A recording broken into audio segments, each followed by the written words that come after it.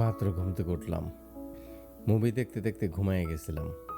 মুভিটার নাম যেন কি, বেহেনজি, না না ভাইয়াজি। আর ভাইয়াজির চরিত্রে অভিনয় করেছে হলো মনোজ বাজপাই, কিন্তু মুভির নাম ভাইয়াজি রাখাটা ঠিক হয় নাই। মুভিটার নাম লেখা দরকার ছিল আসলে বেহেনজি অথবা মাম্মিজি, খালাজি, ফুপিজি, সামথিং, কিন্তু নট ভাইয়াজি। কারণ ভাইয়াজি স্লো মোশনে কিছু শর্ট, আর তার নাম যে ভাইয়া, এছাড়া এই মুভিতে তার তেমন কোনো অবদান নাই। কেন যে এই মুভির নাম ভাইয়াজি আমি বুঝতে পারলাম না। रॉबिन हुड नहीं है वो, उसका बाप है। হ্যালো বন্ধুরা, আজ আমি রিভিউ করব সেই ভাইয়াজি মুভির। সঙ্গে থাকুন, দেখতে থাকুন আমার রিভিউ। মুভির শুরুতে আমরা দেখতে পাই যে মনোজ বাজপাইয়ের যে তার ক্যারেক্টার নাম হচ্ছে রামচরণ। তো তার ছোট ভাই বাড়িতে আসতেছে, প্রতিমধ্যে সাম ইনসিডেন্টের কারণে কেউ একজন তাকে মেরে ফেলে এবং পুলিশ তাকে খবর দিয়ে জানায় যে সে অ্যাক্সিডেন্টে মারা গেছে। কাহিনীর সূত্রপাত ওখান থেকেই। এই ছবিটা আমি যখন দেখছিলাম আমার মনে হচ্ছিল আমি 90 দশকের কোনো মুভি দেখছি। সে ঘষা মাজা কাহিনী, একই দাসের কাহিনী। এই 2024 সালে এসে আমরা যদি সেই ধরনের মুভি আবার দেখি তখন আমাদের কেমন লাগে? হ্যাঁ, অনেক সময় আমরা পুরোনো অ্যালবাম দেখতে ভালোবাসি, কিন্তু এটা কিছুক্ষণের জন্য।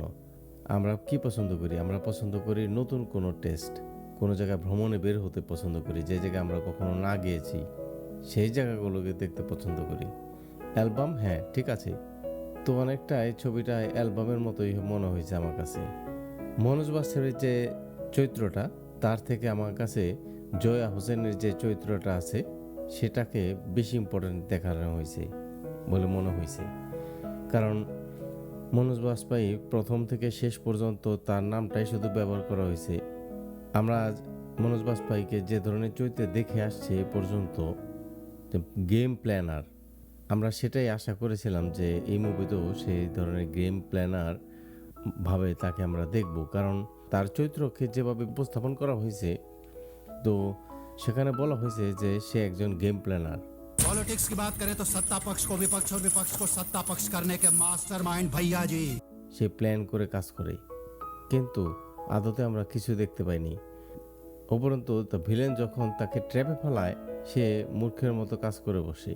এই বৃদ্ধ বয়সে মনোজ বাজপাইকে দিয়ে সে ওই কুম্ফু কারাতে বানানো, আমি আসলে এটা আমি কোথায় যাব আমি বুঝতে পারতেছি না। আমার মনে হচ্ছে আমি ঘুমায় পড়ি আবার, যে এতটা বোকার স্বর্গে বাস করা পরিচালক মহোদয়ের প্রতি দৃষ্টি আকর্ষণ করতেছি যে আপনি এটা কি বানাইছেন ভাই, আমার তো ভাল লাগে না। গল্পের কথা যদি বলি, গল্প বলতে এই ছবিতে কিছু নাই। 90 দশকের একটা কাহিনী চুরি করে এখানে বসে দেওয়া হয়েছে আমার কাছে বলে মনে হয়েছে।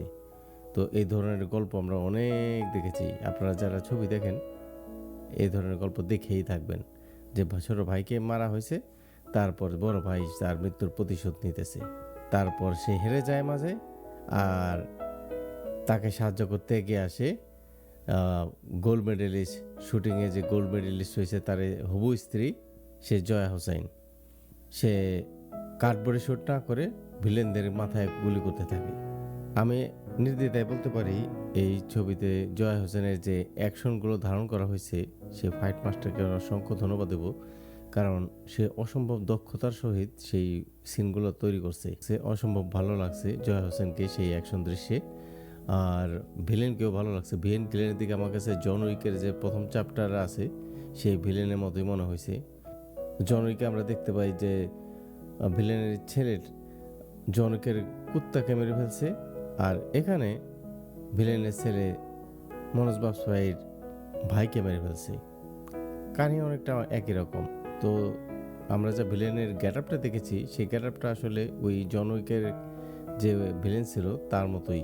তো এরকম ডালে চালে মিশিয়ে আর কি একটা খিচুড়ি বানা হয়েছে। যারা খিচুড়ি খেতে ভালো লাগে খিচুড়ি খেতে পারেন।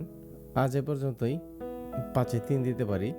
তো একবার দেখা যায়, যদি সময় এনাফ থাকে দেখেন, এনজয় করেন।